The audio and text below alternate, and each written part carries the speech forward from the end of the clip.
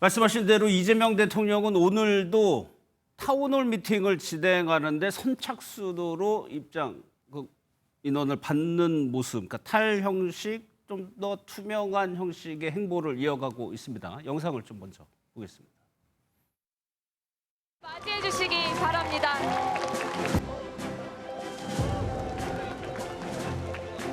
연합회장 송치영입니다. 대통령 제가 이게 앉아 있으니까 잘 안 보이죠? 이것도 약간 문제가 있긴 해요.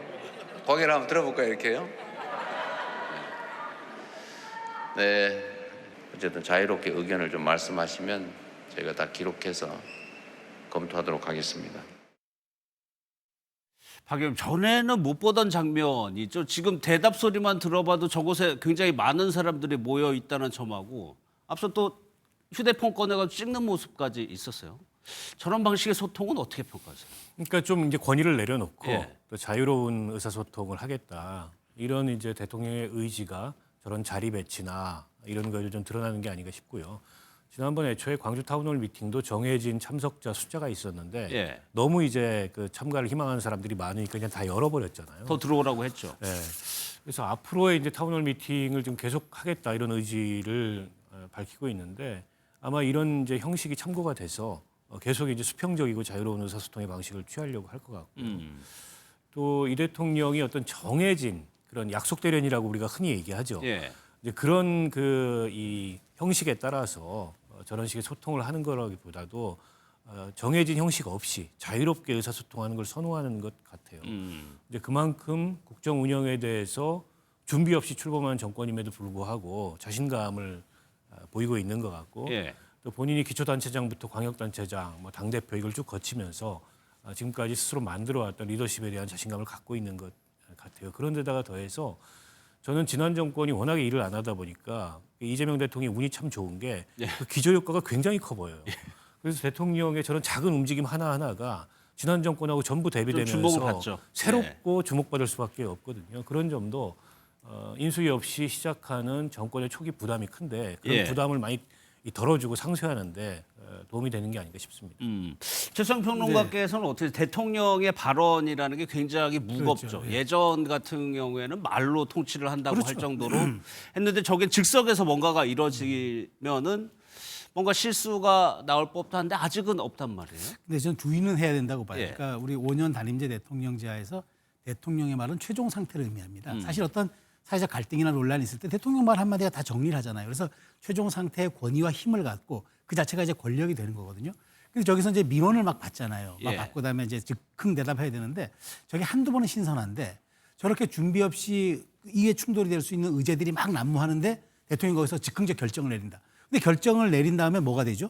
제도가 들어가고 법이 들어가고 예산이 들어가고 행정력이 들어가는 좀 거예요. 후속 조치가 따라가죠. 그렇죠. 근데 이거는 굉장히 중요한 겁니다. 근데 대통령이 한번 규정을 해버리면 그 다음에 반대를 낼 사람이 없어요. 이미 최종 상태가 돼버렸기 때문에. 그러니까 그런 점들 신선해 보이긴 한데 저것은 약간 양념제로 그러니까 가야 한다 이제 말씀드리고 제가 오늘 하나 드리고 싶은 말씀 이재명 대통령께서 굉장히 정무적 감각은 있는 것 같아요. 왜냐하면 일정을 짜는 걸 우리가 이제 흔히 PI 동선이라고 하는데 제가 좀 흥미로운 건 그거예요. 송미령 장관 유임시켰을 때 문제가 딱 생기니까 그 다음날 그러니까 여론이 좀 안 좋잖아요. 어디로 갑니까? 바로 호남을 갑니다. 예. 그 다음날. 호남이 가장 여론이 안 좋았거든요. 왜 이른바 그러니까 농망이라고 했던 분을 유임시켰냐? 그 가고요. 그 다음에 추경 예산안 국회 시정연설하고 어디로 갑니까? 대구탕 골목집에 가서 골목 상권을 가서 예. 탕을 먹습니다. 시급하지 않겠냐? 이런 메시지를 주는 거죠. 그리고 이번에 충청은 뭐냐? 해수부 이전하고 나서 지금 여러 가지 충청홀대로 나오니까 또 가는 겁니다. 그러니까 제가 보기에 사실 저거다 하루 전에 이틀 전에 선발대가 가서 다 조율해야 되거든요. 그렇죠. 그렇게 하는데도 저렇게 빠른 속도로 간다는 거는 정무 감각이 있고 어떤 큰 흐름의 틀을 지금 짜놓고 있다는 얘기거든요. 그 점을 저도 이제 청와대 경험이 있기 때문에 그 점을 제가 주목해 보는 걸 봐서 이 대통령이 앞으로 굉장히 유연하고 즉자적으로 대응하는 것 같은데 근데 이게 조금 더 너무 확대되면은 그 다음에 이제 제도나 행정력 법안으로서 받칠 수가 없는 상태가 또 될 수가 있어서 예. 이런 부분들에 대한 균형을 잡는 것도 중요해 보입니다. 그런데 박 의원님, 강기정 광주시장 같은 경우에는 이걸 악재라고 표현을 했단 말이에요. 공개적으로 대통령에게 질타를 받았다라고 평가를 했는데 이건 어떻게 해석을 합니까? 아니 근데 그거는 광역단체장들께서 본인들이 준비가 덜 됐거나 안 된 거죠. 예. 그러니까 대통령이 타운홀 미팅을 해당 이제 자치단체에 가서 한다고 하면 대통령 이상으로 단체장이 준비를 해야 되거든요. 그거는 다시 말하면 기회이기도 합니다. 지역 그렇죠. 현안 문제나 예.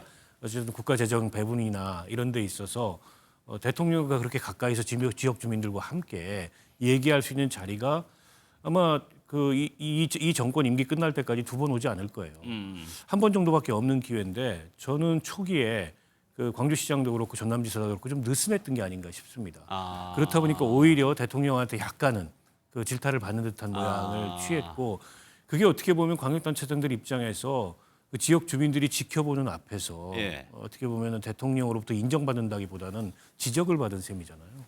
내년 선거의 큰 악재 아니겠습니까? 그런 면에서 지나고 나서 생각해 보니까는 그게 이제 악재였다. 예. 이렇게 이제 돌아보는 것 같은데 남 탓할 게 아니고 본인들을 돌아봐야죠. 예, 그러니까 최소한 그러니까 예전 뭐 이른바 약속 대련이니까 네, 네, 다 네. 일정이 짜여져 있고 누가 무슨 얘기할지 그렇죠. 한 거는 어떻게 보면은 반대로 생각하면은 뭐 광주시장이나 광역단체장에게는 굉장히 조금 편한 그렇죠. 행사인 네. 거죠. 스타일을 몰랐던 것 같아요. 그러니까 과거 저도 이제 그런 행사를 하잖아요. 그럼 주로 선물 보따리를 갖고 가요. 그 지역에 민원 한두 개 들어주는 대통령이? 그게 관행입니다. 그게 왜냐하면 아니 뭐 지역 찾아서 대통령이 갔는데 뭐 시혜를 좀 베풀어야지 거기 가서 뭐 야단칠 수는 없잖아요. 근데 그게 익숙해져 있으니까 오늘도 뭘 받을 거라고 생각했는데 대통령이 질문한 겁니다. 예. 아니 근데 정확하게 그걸 파악을 못하고 있어. 이게 수치로 어떻게 됩니까? 어떤 효과가 나옵니까? 당황하죠.